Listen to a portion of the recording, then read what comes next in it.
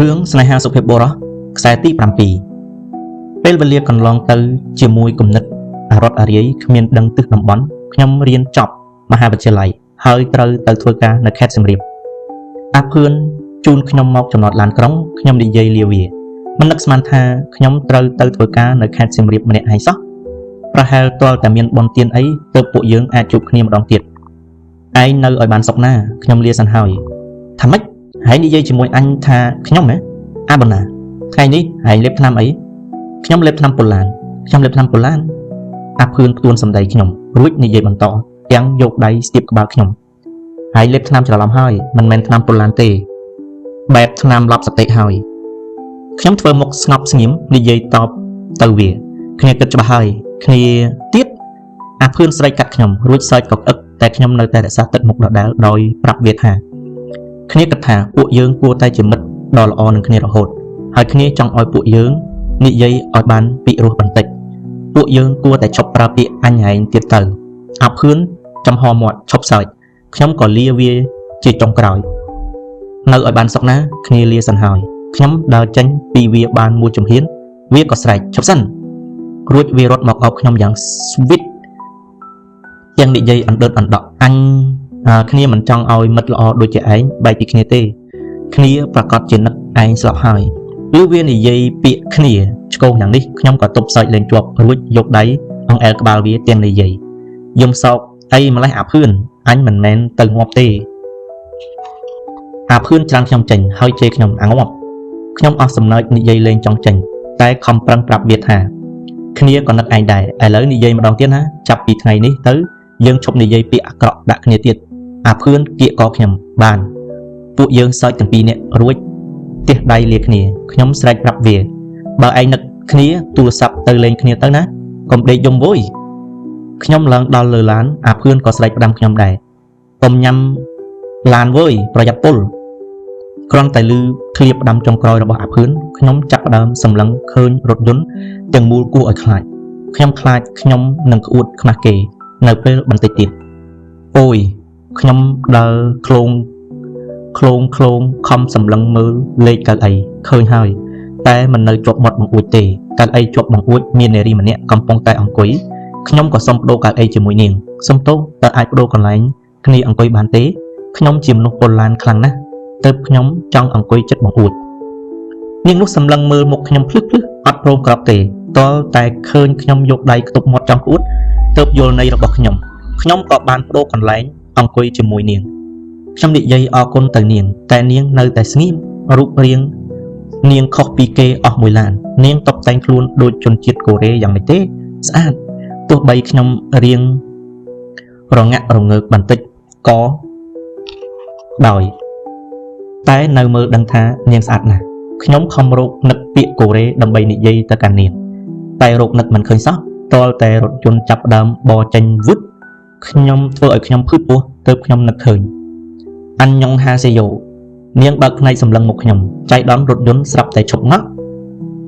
វក់ខ្ញុំដូចជាភើអាហារចង់អួតមែនទែនហើយអូឡានអីចឹងមានលេបថ្នាំអត់នារីនោះស្រាប់តែនិយាយនឹងហុចក្រដាស់ជូតមាត់ឲ្យមកខ្ញុំញញឹមដាក់នាងវិញនាងចេះនិយាយខ្មែរដែរមិនទៅតែនិយាយខ្ញុំស្មានថាជនជាតិកូរ៉េខ្ញុំលេបថ្នាំពូឡានរួចហើយតែមិនសូវទុកចិត្តថ្នាំទេបើលោកមិនទុកចិត្តថ្នាំអញ្ចឹងទោះថ្នាំធ្លាក់ពីឋានសួគ៌ក៏ជួយលោកមិនបានដែរពូឡានហ្នឹងវាមកពីអារម្មណ៍ច្រើនជាងមែនហើយរួចលោកមានញ៉ាំអីនៅមុនលេបថ្នាំញ៉ាំបាយមួយចានបើលោកនៅតែភ័យបែបនេះខ្ញុំខ្លាចតែមួយចានហ្នឹងចេញមកក្រៅអស់ទេខ្ញុំនៅស្ងៀមមិនឆ្លើយអីទៅនាងទេមួយសន្ទុះនាងក៏និយាយមកខ្ញុំទៀតនៅស្ងៀមអីចឹងរឹតតែពុលឡានទៀតនិយាយបន្លប់ទៅក្រែងភ្លេចអារម្មណ៍ពុលខ្លះនាងម្នាក់នេះចូលចិត្តឈឺឆ្អាលរឿងគេណាស់តើប្រហែលជាខ្លាចខ្ញុំក្អួតដាក់នាងហើយខ្ញុំសម្លឹងមកនាងរួចនិយាយសំឡេងខ្សោយនាងមិនធ្លាប់ពុលឡានមិនដឹងទេមនុស្សពុលឡានមានអារម្មណ៍ណានិយាយនាងក៏នៅស្ងៀមថ្មឹងទើបខ្ញុំប្រាប់ថាអញ្ចឹងនិយាយបន្លប់ក៏បានដែរឲ្យតែនាងមានរឿងនិយាយជាមួយខ្ញុំឥឡូវនិយាយមកចង់សួរស្អីខ្ញុំក៏បានដែរនាងងាកមកសម្លក់ខ្ញុំរួចងាកទៅវិញទើបសួរខ្ញុំថាអ្នកជូនដំណើរលោកមិញហ្នឹងគឺសង្សាររបស់លោកហ៎ខ្ញុំភ្ញាក់ព្រឺតសួរត្រឡប់ទៅនាងវិញមិនក៏នាងដឹងនាងឆ្លើយយ៉ាងលយថាគ្រាន់តែក្រឡេកបន្តិចដឹងហើយខ្ញុំក៏តបទៅនាងវិញស្រេចតែនាងគិតទេ នាងសួរខ្ញុំទៀតថាបែកគ្នាអញ្ចឹងនឹកគ្នាណាស់មែនទេប្រាប់ខ្ញុំមើលពួកលោកស្គាល់គ្នាប្រហែលឆ្នាំហើយស្គាល់គ្នាយូររហូតផ្លិចថ្ងៃស្គាល់គ្នាបាត់ទៅហើយពួកលោកស្រឡាញ់គ្នាស្មោះទេរឿងអីមិនស្មោះស្រឡាញ់គ្នាបាត់មុខមិនបានឯណោះសួរដូចឆោតលោកមិនធ្លាប់ចាប់អារម្មណ៍ស្រីទេមិនធ្លាប់ទេនាងនៅស្ងៀមបន្តិចក៏នឹកឃើញសួរទៀតលោកថាទៅមើលមនុស្សដូចពួកលោកអញ្ចឹងមានច្រើនដែរទេច្រើនតើលោកចង់រៀបការជាមួយគ្នាទេហើយលោកចង់មានច្បាប់រៀបការសម្រាប់ពួកលោកទេចង់រួចបើរៀបការទៅលោកគ្មានខ្ញុំងាកសម្លក់នាងខ្ញុំសួរនាងម្ដងបានទេសួរមកនាងឈ្មោះអីអាយុប៉ុន្មានធ្វើការអីសាសអីហេតុអីបានតែងខ្លួនដូចកូរ៉េលោកឯងសួរម្ដងច្រើនម្ល៉េះទំរំតែបានសួរម្ដងត្រូវតែសរុបអីចឹងហើយបានសំណួរលោកឯងខ្ញុំចាំទាំងអស់ខ្ញុំឈ្មោះរីអាយុ24ឆ្នាំធ្វើការជាមគ្គុទ្ទេសក៍ទេសចរនៅខេត្តសៀមរាបសាសខ្មែរបានជាតែងខ្លួនដូចកូរ៉េព្រោះចង់ឲ្យលោកឯងច្រឡំនិយាយភាសាកូរ៉េមកខ្ញុំចង់សួរអីទៀតចង់សួរបញ្ជាក់នាងឈ្មោះរីតែមួយម៉ាត់ទេហ៎ខេមរីមគ្គុទ្ទេសក៍ទេសចរជនជាតិកូរ៉េត្រូវហើយធ្វើការនៅក្រុមហ៊ុនណាខេមរ៉ាមែនតែកុហកលោកឯងធ្វើស្អីសួរអីទៀតខ្ញុំនៅស្ងៀមមួយស្របក់ឯនាងធ្វើហាក់ដូចជាទន្ទឹងសំណួរខ្ញុំក៏សួរនាងទៀតមិនក៏ឈ្មោះនាងជួននឹងឈ្មោះក្រុមហ៊ុននាងកុហកខ្ញុំមែនទេស្រេចតែលោកទេមិនដឹងអីទេទុកឈ្មោះក្រុមហ៊ុនមួយដុំសិនខ្ញុំសួរនាងទៀតតើនាងមានសង្សារនៅទេហេតុអីមិនចង់នាងស្រឡាញ់ស្រីដូចគ្នាខ្ញុំមិនដូចលោកឯងទេចានិយាយប្រោកប្រាជ្ញជាមួយនាងខ្ញុំភ្លេចពលឡានឲ្យចឹងភ្លេចទាំងចម្ងាយផ្លូវដ៏សែនឆ្ងាយដែលខ្ញុំតែងតែធុញទ្រាន់ស្ទើរស្លាប់នោះទៀតឥឡូវមកដល់ទីរួមខេត្តសៀមរាបទឹកដីអង្គរហើយមុននឹងក្រោកពីកៅអីនាងក៏សួរខ្ញុំមិនអត់ពលឡានទេអត់សោះកុំតែបាននាងនាំខ្ញុំប្រោកប្រាជ្ញទេអរគុណណាស់ជិះឡានថ្ងៃក្រោយជួបគ្នាទៀតនាងសើចរួចក្រោកដើរវឹងទៅខ្សែទី8ខ្ញុំមានអារម្មណ៍ស្រស់ថ្លាណាស់អត់ពលឡានអញ្ចឹងខ្ញុំស្ទើរតែមិនចង់ចេញពីឡានខ្ញុំក្រោកពុតខ្លួនរួចចុះពីឡានក្រោយគេខ្ញុំលូកយកអាសយដ្ឋានក្រុមហ៊ុនទេសចរខេមរ៉ាមកមើលរួចហៅម៉ូតូឌុបឲ្យជូនទៅជិះម៉ូតូឌុបបណ្ដើរខ្ញុំមើលទឹកដីថ្មីនៃជីវិតខ្ញុំយ៉ាងរំភើបប្រហោងពោះធ្លុងផ្លិចតាបនៅក្នុងឡានខ្ញុំចាប់អង្រួនស្មាពូម៉ូតូឌុបឲ្យជិះត្រឡប់ក្រោយបាត់ឡានឈឹងខ្ញុំភ័យចង់ស្រែកយំតើបានអីស្លៀកទៅយប់នេះពេះអើយមកសៀមរាបរៀបចំជីវិតថ្មីចង់ឲ្យថ្មីទាំងខោអាវទៀតទេនៅសល់តែមួយចង្កេះចង់តែស្រាតចោលទាំងអស់តែម្ដងទៅ